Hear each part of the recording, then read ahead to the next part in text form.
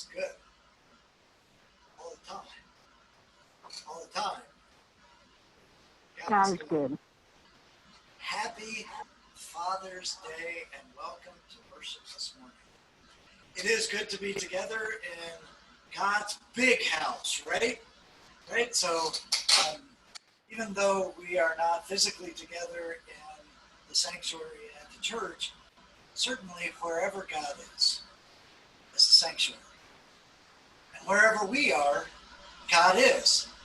And so may your little sanctuary, may you find that and make that sacred space this morning. May you find that you are indeed able to connect with and care for God and others deeply this morning. I am grateful for our music from Prelude music from Linda Demon Pam this morning. It was looking questionable there for a minute whether we were going to be able to have that, but a big thanks to Kurt for coming through on getting our soundboard gremlins worked out, and we are ready to go. Welcome to church this morning. Just a reminder, it is always possible that there could be a Zoom bombing, which that did happen to UCC Church brothers and sisters maybe about a month ago. We are prepared to give anybody who something like that boot, which is why Kurt is a co-administrator on Zoom meeting. But if something like that were to come up, just close your eyes and I'll let you know when we've got it. So, the beginning was the Word. It was with God. It was God. It was in the beginning with God. All things were made through him. Without him was not one thing made that was made. What was made in him was life. The life was the light to all people. Light shines in the darkness, and the darkness cannot. You join with me in a call to worship from your home.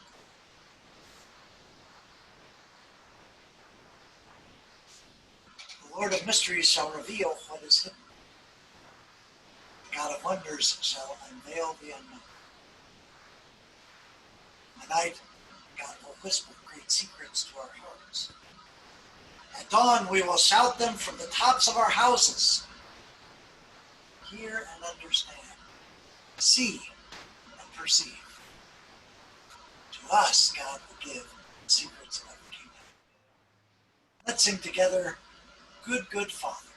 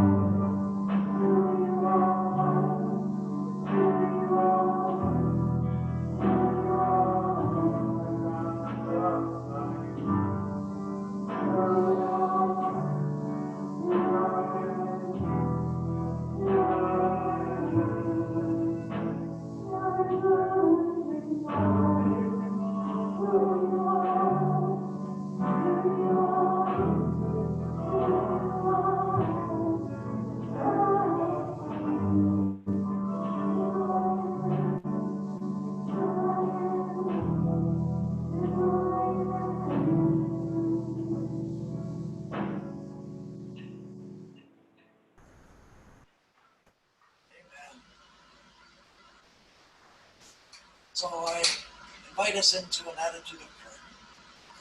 And we do know of some people who are in need of prayer. I'm going to pray each one of those, include each one with Lord in your mercy. I'll respond. What do we respond? Lord in your mercy, hear our prayers. Thank you. Thank you. Then it will be your turn. So if you have a prayer, please unmute yourself, share it with us, include it with Lord in your mercy, and we'll all respond to your prayers. So let's pray. For everybody suffering with the coronavirus, we have increasing numbers of cases around the world, our country, and our state, and our county. So for everybody suffering with the virus, for everybody who has died or who is dying, for everybody who is grieving, Lord in mercy.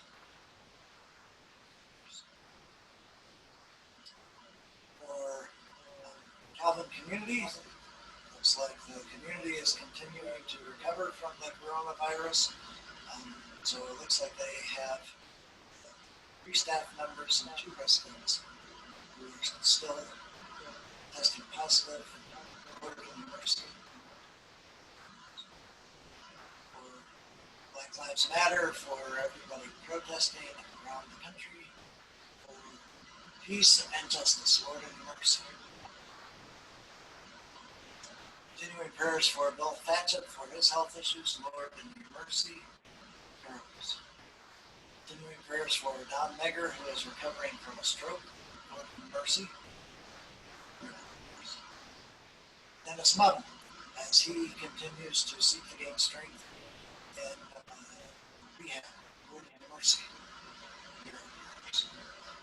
Joyce Knight's grandson Stephen, who is recovering from the burns, but is not on the transplant, back on the transplant list again yet. Lord in mercy. Miracles. For Gary Pritchard, Lord in mercy. Miracles. Steve Miller, who was killed in a tractor accident, Lord in mercy. Miracles.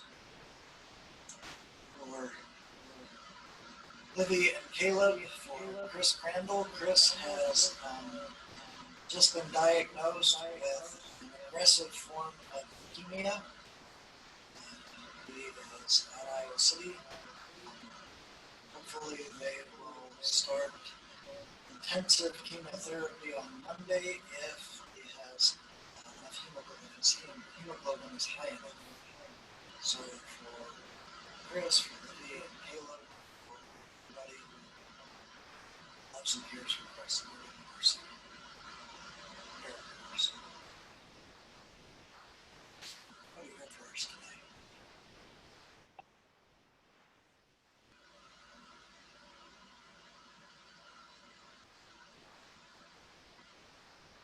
Know that we grieved Janet Selby's death and celebrated her life earlier this week. So for Janet and for everybody who loved and cares for her, Lord in mercy.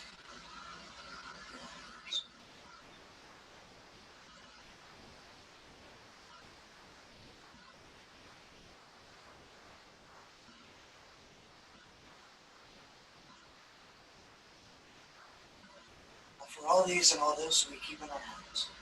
Lord in your mercy. Hear our. Let's pray.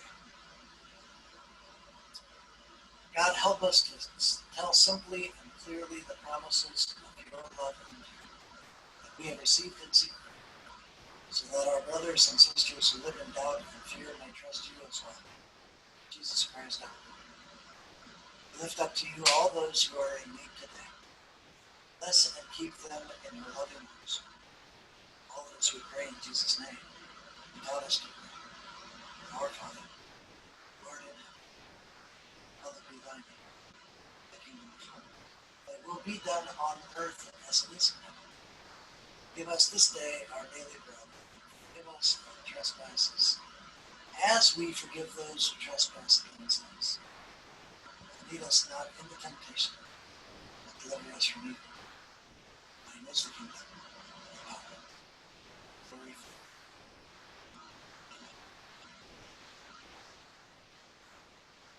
So our story today is from the Gospel of Matthew, chapter 10, verse 24 through 39. And it goes like this. Jesus said, "The student is not above the teacher, nor a servant above his master. It is enough for students to be like their teachers and servants to be like their masters. If the head of the house has been called Beelzebul, how much more the members of his household? So don't be afraid of them, because there is nothing concealed that will not be disclosed, or hidden that will not be made known. What I tell you in the dark, speak in the daylight. What is whispered in your ear, proclaim from the roofs. Do not be afraid of those who kill the body but cannot kill the soul. Rather, be afraid of the one who can destroy both soul and body in hell. Are not 2 sparrows sold for a penny? Yet not one of them will fall to the ground outside your Father's care. And even the very hairs of your head are all numbered. So don't be afraid. You are worth more than many sparrows. Whoever acknowledges me before others, I will also acknowledge before my Father in heaven. But whoever disowns me before others, I will disown before my Father in heaven. Don't suppose that I have come to bring peace to the earth. I did not come to bring peace, but a sword, because I have come to turn a man against his father, a daughter against her mother, a daughter-in-law against her mother-in-law. A man's enemies will be the members of his own household. Anyone who loves their father or mother more than me is not worthy of me. Anyone who loves their son or daughter more than me is not worthy of me.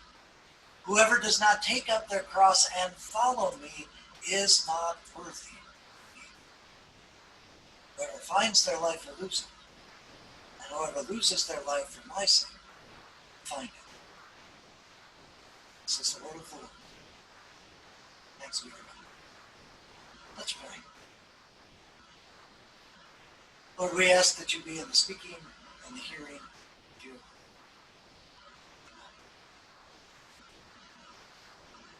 So it's Father's Day, right? And this is our reading from the lectionary. So we have been doing our stories from the Bible from the lectionary. And if anybody doesn't know what the lectionary is, it number of scholars and church leaders across multiple denominations came together 40 years ago or something like that, and put together a way of the church reading through the Bible, most of the significant stories in the Bible over a 3-year period. And so the way that it's divided up is into the different chunks that this group of church leaders had gotten together and said, we really believe that these are some of the most significant stories of the Bible that we want people to hear.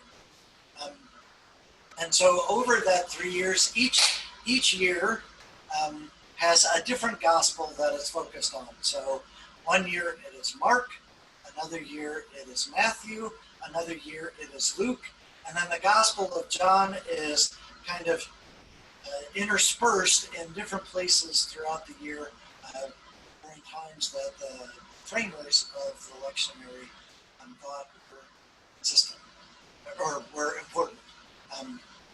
And so part of the reason that this was done was because there was a broad recognition that pastors left to their own devices tend to focus on just their particular favorite parts of the Bible, and that really for church members to get a wide sampling of the Bible and really at least touch on the most significant stories, that this is one way to do it. So we've been following the lectionary for a number of months now. And this was our reading from the lectionary this morning. And when I I read it, I had to ask the question, what were they thinking? to choose this story for the Sunday that Father's Day tends to fall on regularly, right? So this section of the story, don't suppose I have come to bring peace to the earth. I didn't come to bring peace but a sword, because I have come to turn a man against his father, a daughter against her mother, a daughter-in-law against her mother-in-law. A man's enemies will be the members of his household. I mean, that's a nice story for Father's Day, right? So the real deeper question is, what is Jesus getting at here, right? Because this is one of the things that Jesus told his disciples. Well, it makes me think of the story of St. Francis of Assisi. So I'll let you know kind of a brief overview of St. Francis' story. He was born in late 1181 or early in 1182. And he was one of several children of an Italian father, Pietro de Bernardoni de Moriccioni, a prosperous silk merchant, and a French mother, Pica de Bourbon, a noble woman from Provence in France. So St. Francis really was born into as much privilege as really was possible in Italy. So when he was younger, he was really indulged by his parents. He lived a high-spirited life typical of a wealthy young man. He was handsome and witty, gallant. He delighted in fine clothes. And as his father was, a clothing salesman, he had as much fine clothes as he could ever want. He spent money lavishly, and yet in that privilege, you can hear early on in his life that he had compassion for those who were not privileged. So there's a story titled "The Story of the Beggar" early on in his life. So apparently he was selling cloth and velvet in the marketplace on behalf of his father, when a beggar came to him and asked for that he would help the beggar, and give alms to the beggar. At the conclusion of the business deal that Francis was making, he abandoned the shop, he abandoned all of the cloth that he was selling, and he ran after the beggar. And when he found him, Francis gave the beggar everything he had in his pockets. His friends scolded him and mocked him for this act of charity, and when he got home, his father scolded him in a rage. So as Francis grew, he served in the military in conflict at one time.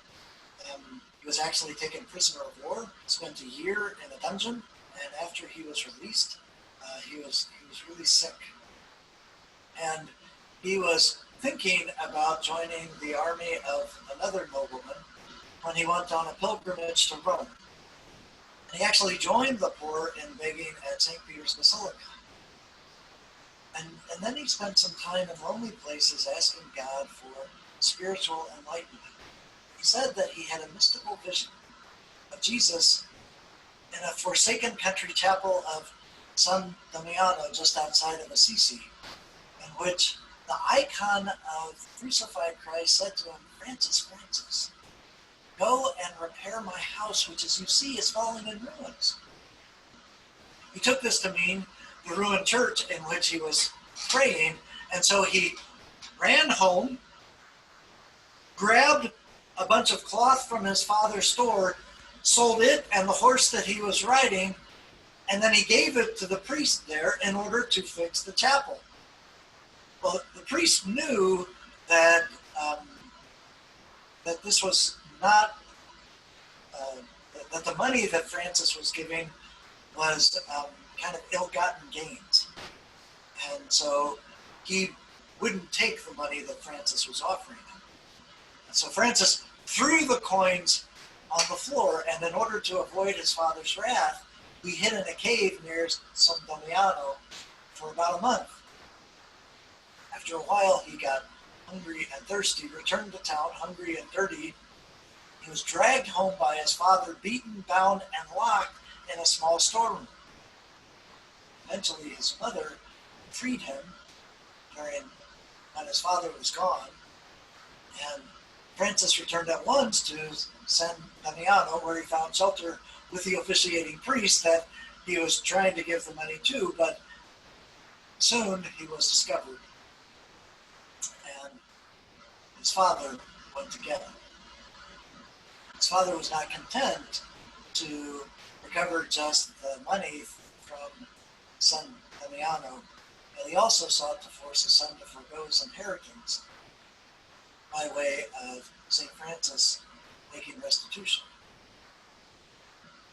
So he was taken to court in front of the Bishop of Assisi, and during that trial, Francis not only renounced his father and his inheritance, but apparently he took off all of his clothes to show exactly what his father was doing to him. The bishop then covered him with his own cloak. And that began St. Francis' amazing ministry. So he went off to an abandoned church by himself and began to preach, much like it sounds like John the Baptist did in the wilderness. And people found his preaching so compelling that a number of followers began to join him until they had 11, 12 people who were kind of creating this unofficial monastery. And eventually he applied to the Pope, and they were granted being an official order of the Catholic Church. And thus began the Franciscan order. St. Francis was later declared a saint because of his deep compassion for the poor and for all of the ways that he cared for. I tell the story about St. Francis because he really kind of exemplifies, I think, what Jesus is talking about. St. Francis had a single-minded focus on working with God to bring about the reality of the kingdom of God now, today. And that's what Jesus is saying in the story. And that is what Jesus is saying for his followers, his disciples, to do.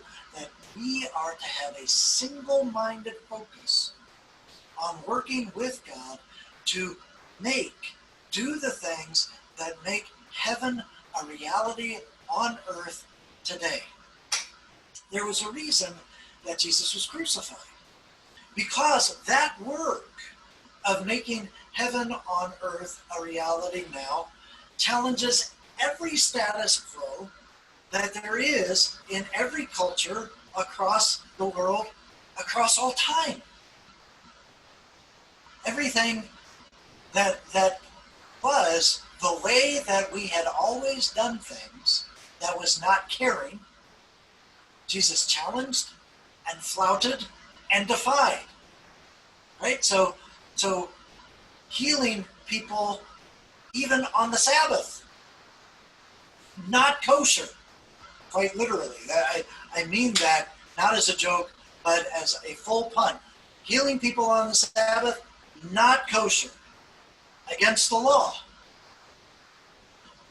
Healing lepers, because lepers were outcast, not cool.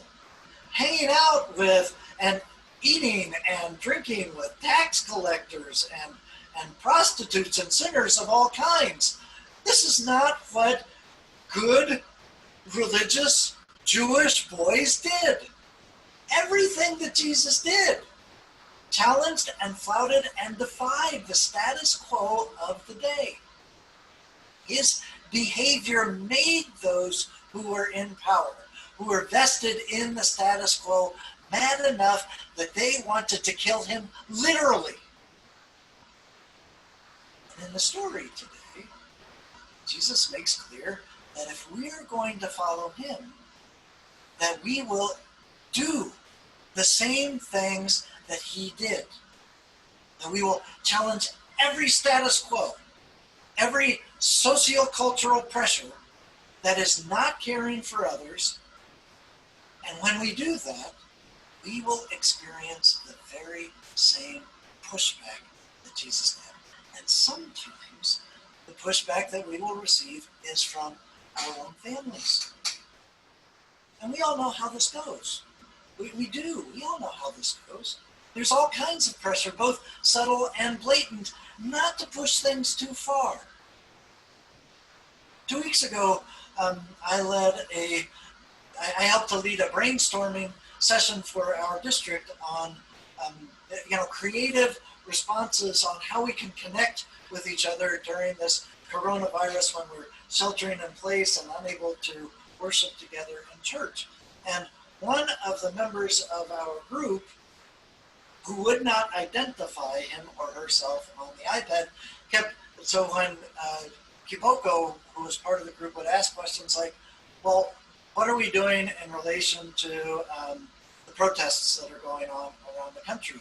This person would type back, I don't think that we should really talk about that much in church because that's divisive. And kept coming back, saying that over and over again. This would be a subtle kind of pressure of not trying to push things too far. We all know how this goes. There are pressures both overt and covert from our culture, from our friends, from our brothers and sisters as a church family. And yet Jesus says, yes, there will be consequences when you follow me. So you will receive pushback. Sometimes it may even threaten your life. But don't worry. Don't worry about those who might, even to the point of kill your body. There will be consequences following me. But there are also consequences for not following me. It says, don't be afraid of those who would kill the body, but cannot kill the soul. Rather be afraid of the one who can destroy both soul and body. And so it is that what I hear in that is that Jesus is saying, look, when we choose to allow the pressures of our culture and society and even family push us to the point where we would stop following Jesus, where we would stop doing the things that really are passionately caring for others, then we lose the very thing that connects us to God, that connects us to our spirituality.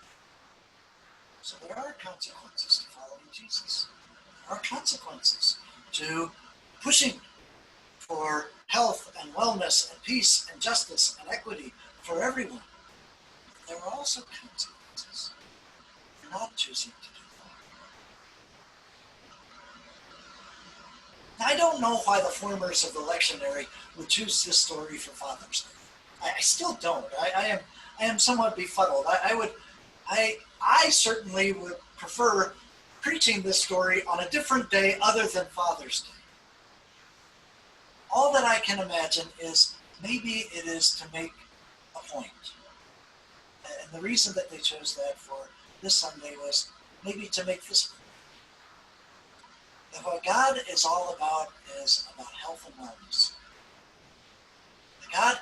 All that God is about health, wellness, joy, justice, peace, happiness, all of those things that were the status quo in the Garden of Eden. that are the status quo in the kingdom of heaven right now where God is. That we look forward to at the end of the Bible in that story of Revelation. That when God is in control, life thrives. There are all kinds of ways then that we fail to live into that vision. There are all kinds of ways that we put others down in order to build ourselves up. Some of these are even taught by our families. And Jesus talks about a clear priority, right? So if even the things that your biological father is saying is counter to following me, I, God, my words, my teaching is the priority. And following our Father in heaven then helps to keep our priorities in order. And our commitment then to following our Father in heaven then can help to lead even our own fathers biologically to greater health and wellness. Maybe that's why the frameworks of electionary just the start today. In the name of the Father, Son, and Holy Spirit.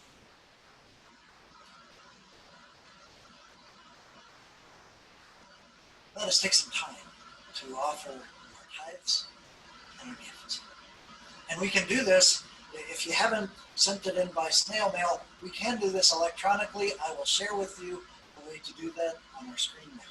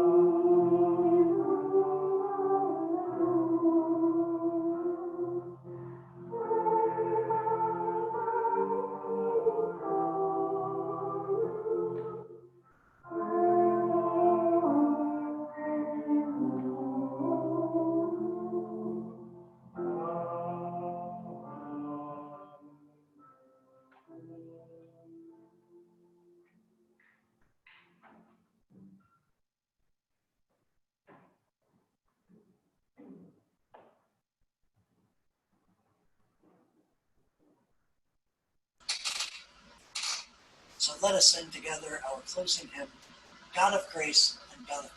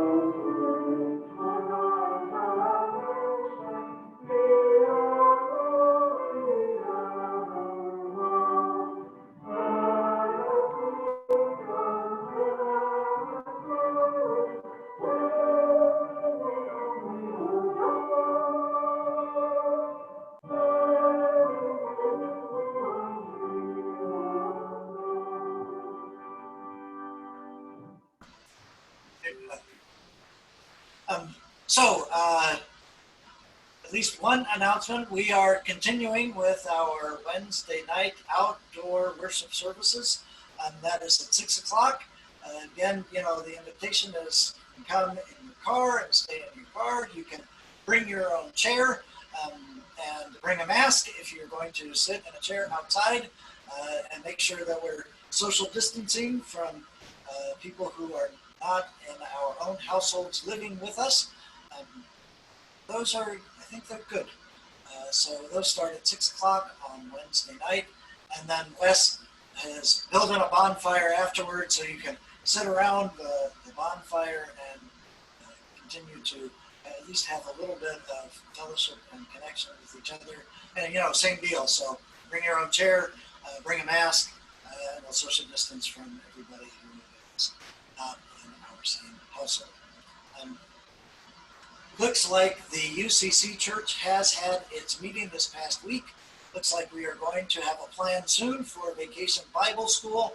So hopefully I will be able to announce what exactly those plans are next Sunday. If you are interested in helping to put on a virtual Vacation Bible School, right? So we'll be doing that kind of like we're doing with worship on Sunday mornings now. It will be through Zoom or something like that. As well as there will be materials that kids can take home and do those at home with their families together. So that's what we're looking forward to for Vacation Bible School. Probably will be happening sometime in July. Are there any other announcements that I am neglecting?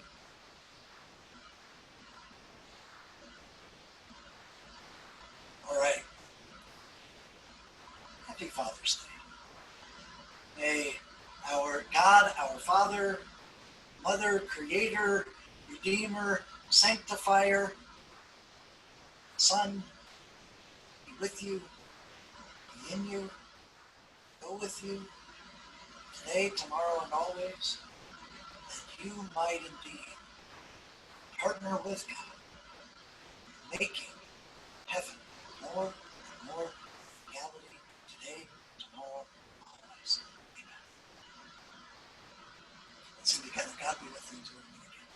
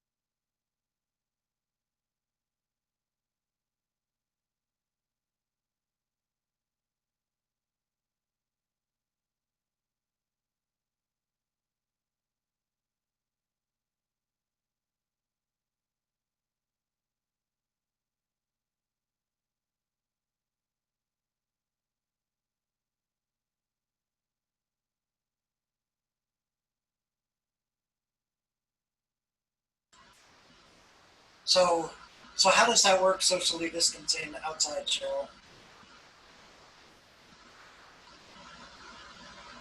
That she can come to the front of Maggie's Porch? house. Yes. And then we just have to stay on the other side of the railing and can sit out in the parking lot. Nice. Yeah. Cool. Yeah. I, So, but yeah, we got word that about Dennis, and then I saw his family there yesterday moving some of his things in. So, so he's moving to Maggie's house. mhm. Oh, I mean, it might not be forever, but for a while, he can't be alone. strength is Yeah. just not coming back. Well, it's better. He has to be able to do certain things to be able to move there, and he was able to do those things. So, so he is much better, the family said. Good. Yeah, but he just it's just not safe for him to stay by himself. Well, So they're telling him that it's temporary and it very well could be. And I think he's warming up to the idea, accepting that this is how it needs to be for right now. Yeah. all right. Well, hopefully it can be temporary. Yeah. I don't know. But yeah, but Not overly optimistic, I guess would be. I'm yes, hopeful, but not overly optimistic. right.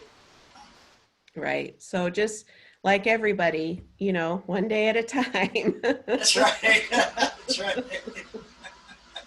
So, but yeah, but I just, we just, mom just is really getting outside or walking the halls or, she doesn't like it, obviously, but she's moving and really enjoying the outdoors. It's such a vast improvement from six, Yeah. 9 months ago. Yeah. Oh, Yeah. that's So, grace. yeah. I'm glad to hear that. Yeah. So do Thank you need to call ahead in order to set that up? Well, usually we pull up in the parking lot and there she is. Oh, really? So usually she's already there. But if she's not there, I go around to her window and knock on the window and, say, you want to come out front. Uh, but I call during the day different times and a lot of times she doesn't answer. So then I know that she's out of her room and outside. So, Okay, cool. I yeah. think I'm gonna stick a chair in the back of my car and start going. I'll call Yeah. ahead and Yeah. do that with everybody who's kind of stuck at home. Take your mask, so yeah. Yeah. But it's just nice to be able to see her physically without, a window pane. Yeah. Yeah. And be able to actually talk to her as opposed to. Yeah. Oh, Right. Right. For sure. Yeah. And we just do the air hugs. So yeah. sister doing Beth. I haven't seen her in a coon's age. She's doing well too. I mean, she's working at the library as they try to transition to get this, ready to open whenever that is. But yeah, she's hanging in there too. Yeah. So, and your family? We're hanging in here too. I think that's probably a fitting phrase. Mm-hmm. Physically, I think we're doing okay. Um, Mm-hmm. Emotionally, this just takes a toll. Mm-hmm. It really Yeah, does. for sure. For sure. Yeah. Yep. So, but yeah, do what you can. That's right. That's right. We Do our best. Forget the rest. Mm, yeah. Yeah. All right. Well, I didn't know about saying anything during the service about Dennis, but I just wanted you to be aware. Thank you. Yeah. That's So, good information. yeah. So, all right. You take care, Cheryl. You too. Say hi Give to my your love to the family. family. Yeah, will Yeah, do. you too. All right. Okay. Bye-bye.